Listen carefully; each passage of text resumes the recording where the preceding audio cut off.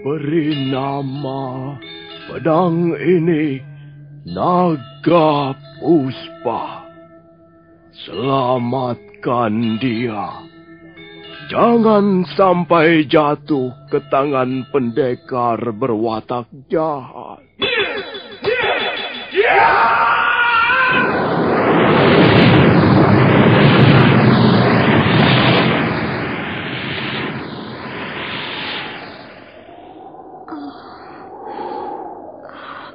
Kakang Kamandanu,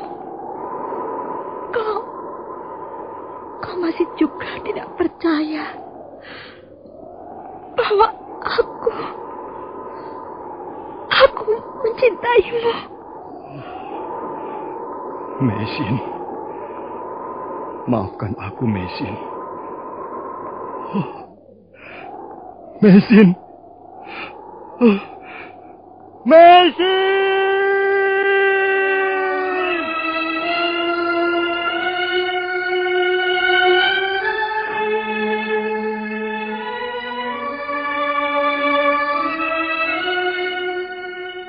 Tutur Tinula.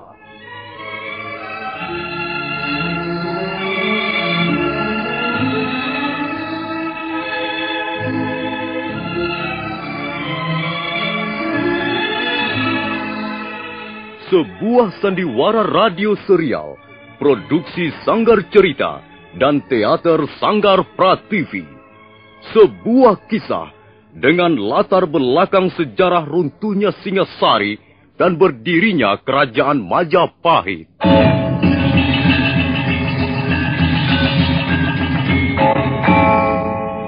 Sandiwara ini didukung oleh pemain-pemain radio yang sudah ternama.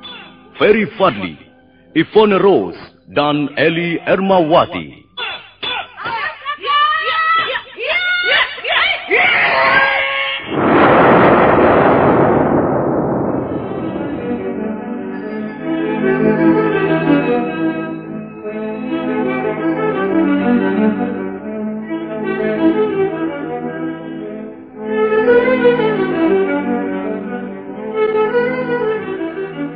Cerita ini ditulis dan disusun oleh S. Tijab.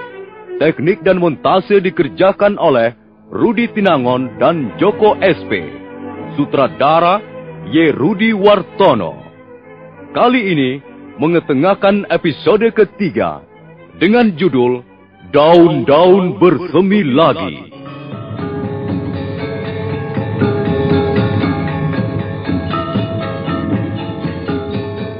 Dalam seri yang ke-70 ini didukung oleh para pemain.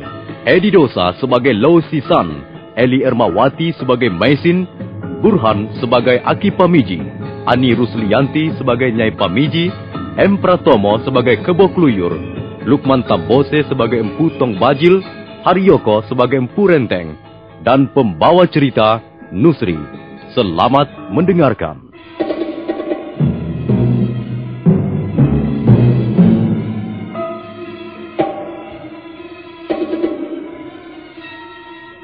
Nyai Pamiji, wanita setengah tua itu pergi membeli keperluan dapur dan ramuan obat di warung yang sudah menjadi langganannya.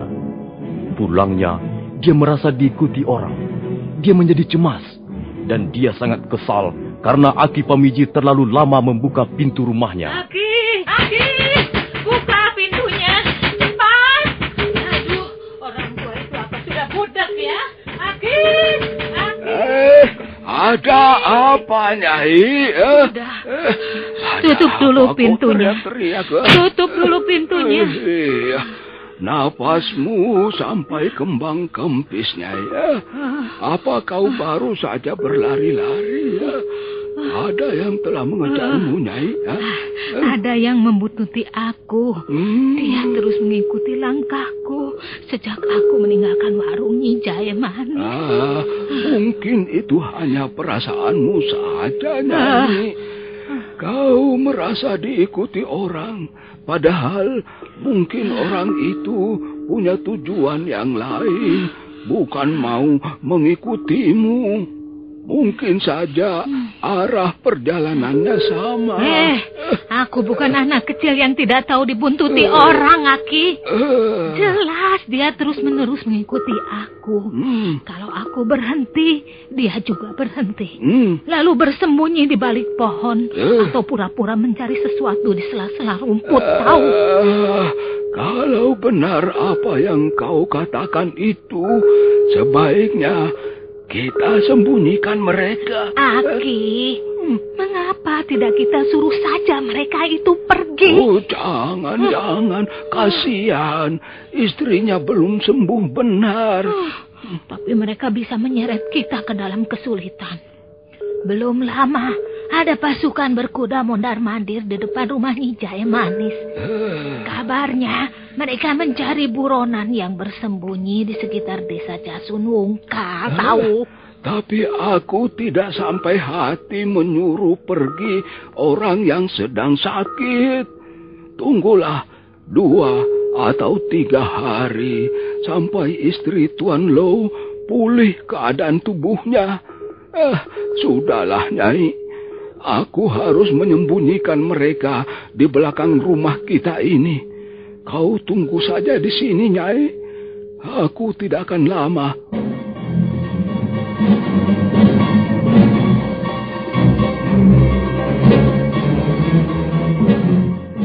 Nah, Tuan Lo dan istrinya bisa bersembunyi di sini untuk sementara. Tempat ini saya kira cukup aman. Celah batu yang sempit ini menuju kemana, Aki? Celah batu ini tidak menuju kemana-mana, Tuan Lo. Di ujung celah ini hanya ada sebuah jurang yang dalam dan dasarnya penuh batu-batuan. Tuan dan istri, Tuan tidak perlu kemana-mana. Di sini saja. Nanti makanan dan obat akan saya antarkan kemari. Kami hanya merepotkan Aki saja. Jangan berkata begitu, Nyonya Lo. Watak bangsa kami tak jauh berbeda dengan bangsa Tuan dan Nyonya Lo. Kami senang bersahabat dan ringan tangan membantu orang yang sedang kesusahan. Nah, Tuan dan Nyonya tunggu di sini. Tenang-tenang saja. Tempat ini terlindung dari angin lembah yang keras. Terima kasih, Aki.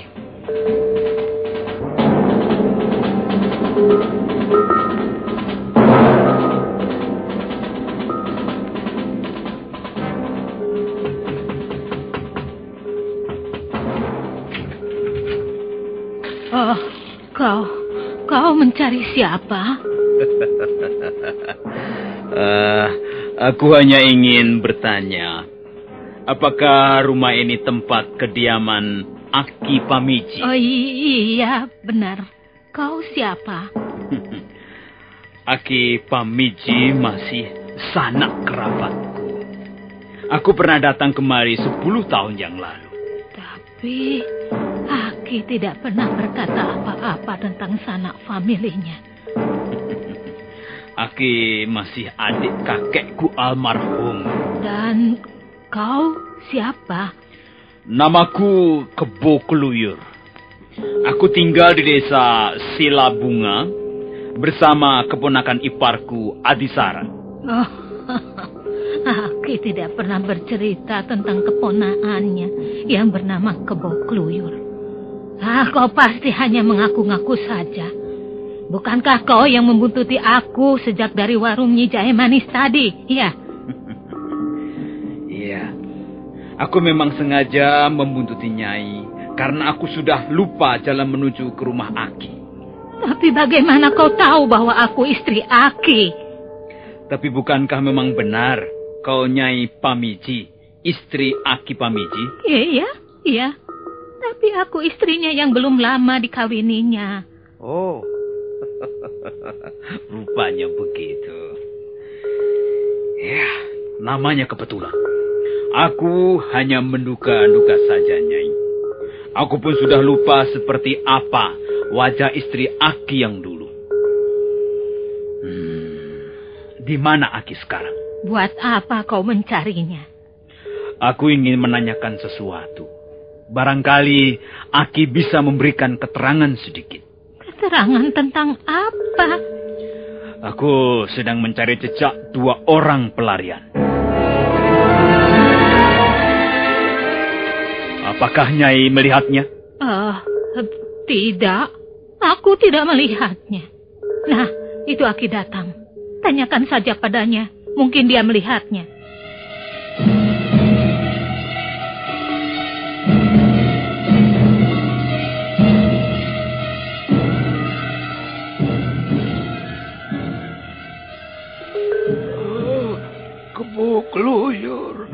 Kebu Keluyur, kau kelihatannya banyak berubah sekarang.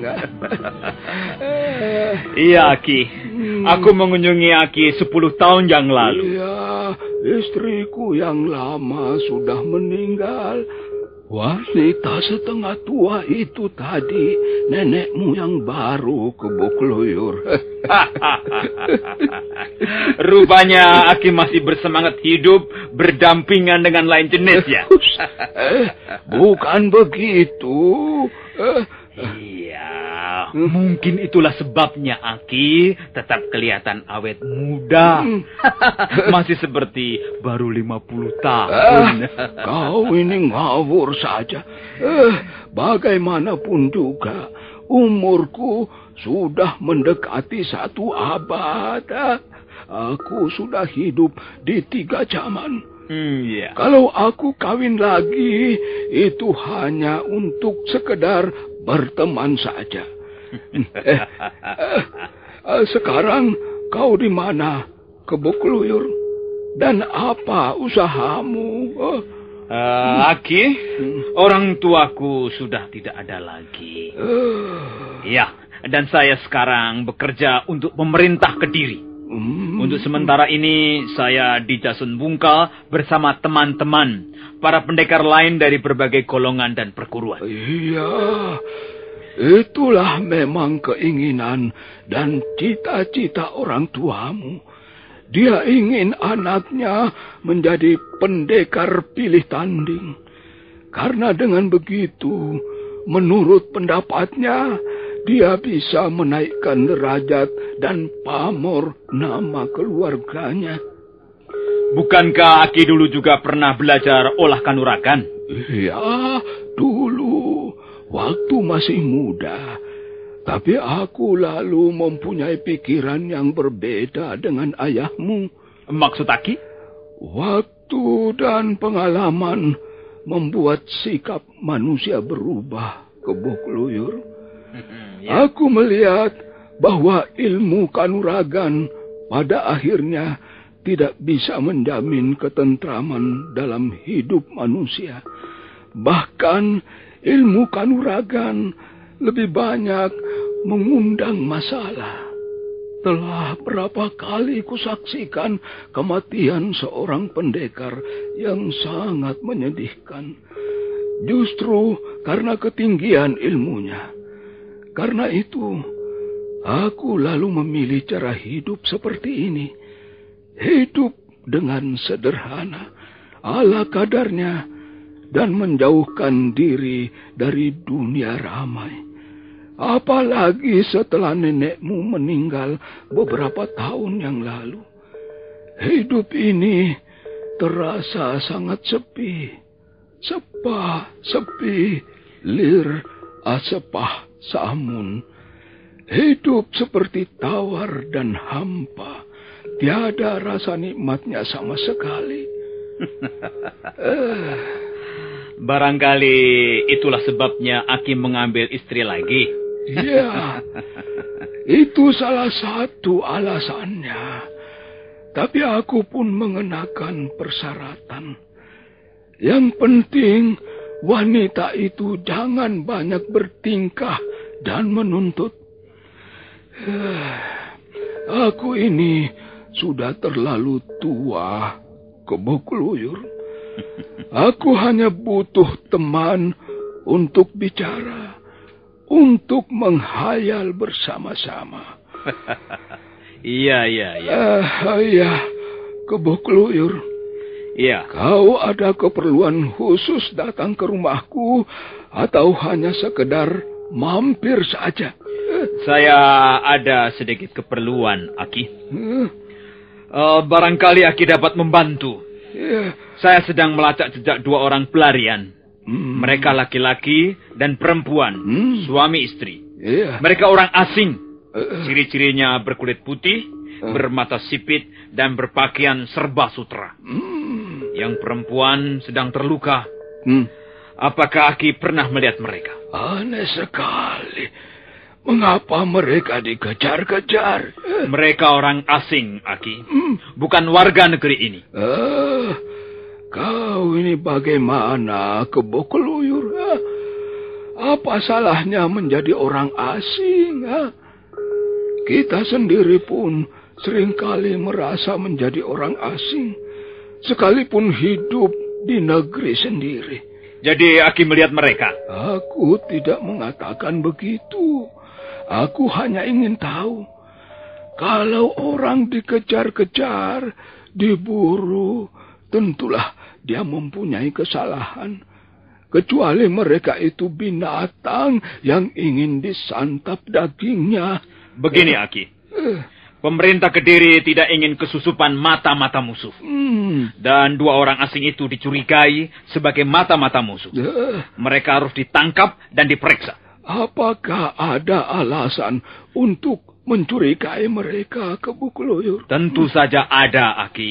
Dan kecurigaan pemerintah semakin bertambah besar. Karena mereka tidak mau diperiksa dan malah memilih jadi buronan. Begitu. Sayang sekali. Aku tidak pernah melihat orang yang ciri-cirinya seperti yang kau sebutkan tadi, Kebo Kluyur. Aki, kalau begitu, ya sudahlah. Saya meminta diri, Aki. Mengapa kau tidak menginap barang semalam, Kebo Kluyur? Tidak, Aki. Terima kasih. Saya masih banyak urusan. Terima kasih, Aki. Kebo Kluyur baru mau beranjak melangkah pintu, ketika tiba-tiba matanya melihat sebuah benda yang berkilat-kilat di atas tanah.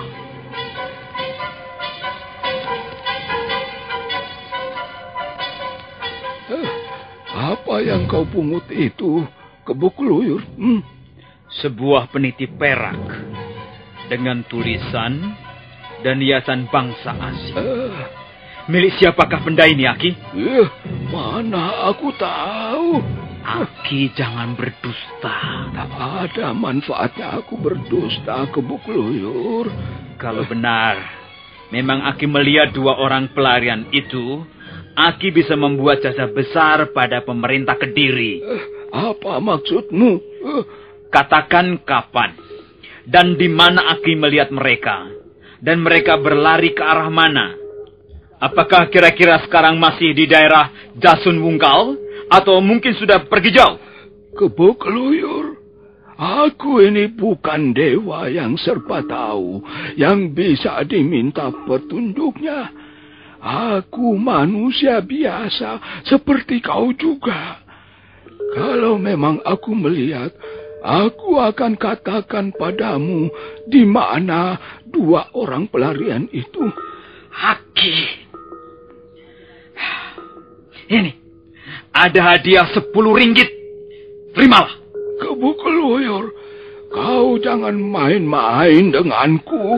Saya tidak main-main, Aki. Saya bersungguh-sungguh. Bahkan kalau Aki bisa menunjukkan tempat persembunyian mereka, wah, Aki akan menjadi orang kaya mendadak. Juragan saya akan bersedia memberi hadiah yang jauh lebih besar. Mungkin 20 atau 30 ringgit. Kebo Kluyur, sudah aku katakan, aku tidak tahu. Apa kau tidak dengar? Kau tidak perlu menyuap aku. Dan aku tidak membutuhkan hadiah-hadiah semacam itu. Aki, sekalipun kau masih sanak familiku, masih kerabat dekat, tapi aku tak ambil peduli dengan nasibmu. Karena itu, salahmu sendiri. Sudahlah, Kebo Keluyur. Tak perlu kau mengancam aku. Sekali lagi ku tegaskan, orang yang kau cari tak pernah kulihat dan kutemui.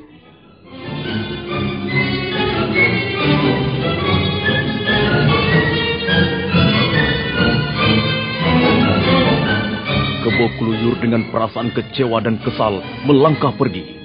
Peniti perak itu disimpan dalam lipatan bajunya untuk ditunjukkan pada Empu Renteng sebagai bahan bukti dan keterangan. Pendekar bersenjata kala rantai itu sudah agak jauh meninggalkan pintu rumah Aki Pamiji. Mendadak telinganya menangkap suara gemerisik rumput kering. Dia segera berbalik dan...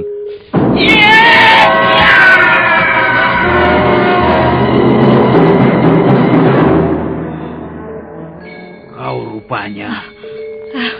Mengapa mengikuti aku, Nyai? Kebo Keluyur, kau mau pergi kemana kau sekarang ini? Ke rumah tunjunganku. Ada apa? Kau tidak akan melapor pada junjunganmu, bukan? Oh, jangan Kebo Keluyur. Semua ini memang salah Aki. Dia memang terlalu baik. Aku sudah memberikan nasihat dan peringatan. Tapi dia tetap teguh pada pendiriannya yang amat bodoh. Kau ini bicara soal apa, Nyai? Coba terangkan. Terangkan yang jelas. Aku bicara tentang 2 orang pelarian yang kau cari-cari itu. Oh, benar, Nyai? Nyai tahu di mana mereka? Tunggu dulu, Kebo Keluyur.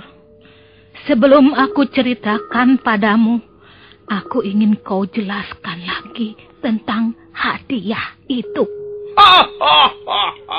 Jangan khawatir, Nyai. Jangan khawatir. Kalau memang Nyai dapat menunjukkan di mana 2 orang itu, Nyai akan mendapat hadiah uang yang cukup besar. Untuk sementara, Nyai akan aku beri 10 ringgit. Ini, terimalah. Di mana, Nyai? Di mana mereka bersembunyi? Katakan. Cepat. Sabar dulu, Kebo Keluyur. Kau akan segera tahu di mana persembunyian mereka. Tapi sabar dulu. Apakah keterangan yang kuberikan hanya berharga 10 ringgit ini, Kebo Keluyur? Jangan khawatir. Nanti akan ditambah. Kalau nanti mereka sudah ditangkap, Nyai bisa terima paling tidak 20 ringgit. Bukankah jumlah yang lumayan besar, Nyai? Nyai bisa membeli bermacam-macam barang berharga dengan uang sebanyak itu. Apakah kau tidak berbohong, Kebo Keluyur? Untuk apa aku bohong, Nyai? Pemerintah Kediri memang cukup adil. Orang-orang yang berjasa pasti akan diberi hadiah yang sepadan dengan jasanya. Iya, kalau begitu, kemarilah. Kau akan kuberitahu di mana Aki menyembunyikan 2 orang pelarian itu.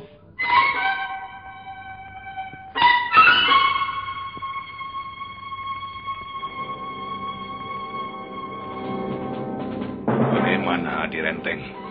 Belum juga ada kabar beritanya. Saya sempat memergoki mereka, Kakang Bajil. Tapi saya biarkan mereka kabur. Mengingat bahaya yang ditimbulkan senjata pendekar asing itu. Tapi Kakang Bajil tidak usah khawatir. Adisara berhasil melukai perempuannya. Dan mereka tentu tidak akan mampu melarikan diri jauh-jauh, Kakang. Di mana kau memergoki mereka?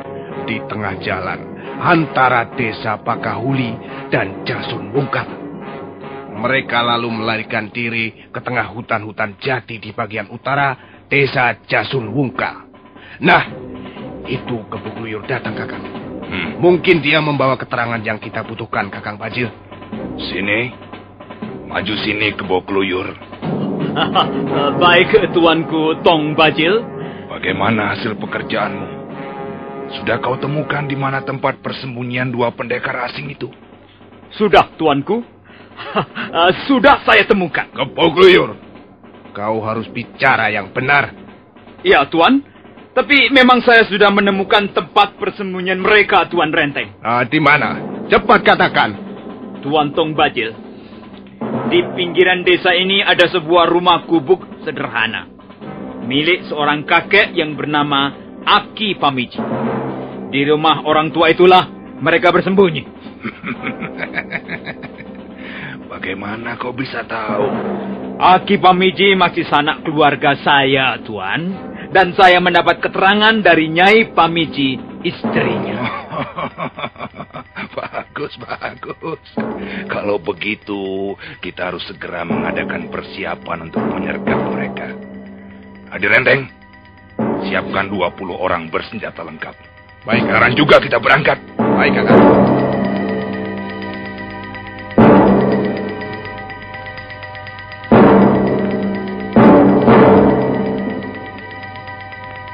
Aki Pamiji segera mengajak pendekar Lo dan Maisin kembali ke rumahnya. Matahari sudah mulai turun ke batas cakrawala. Beberapa ekor burung nampak terbang di udara, bergegas pulang ke sarangnya. Nah, para pendengar sekalian, bagaimana kisah selanjutnya? Apakah yang akan dialami pendekar Lo dan Maisin? Apakah akhirnya mereka harus tertangkap? Silakan mengikuti seri berikutnya. Sampai jumpa.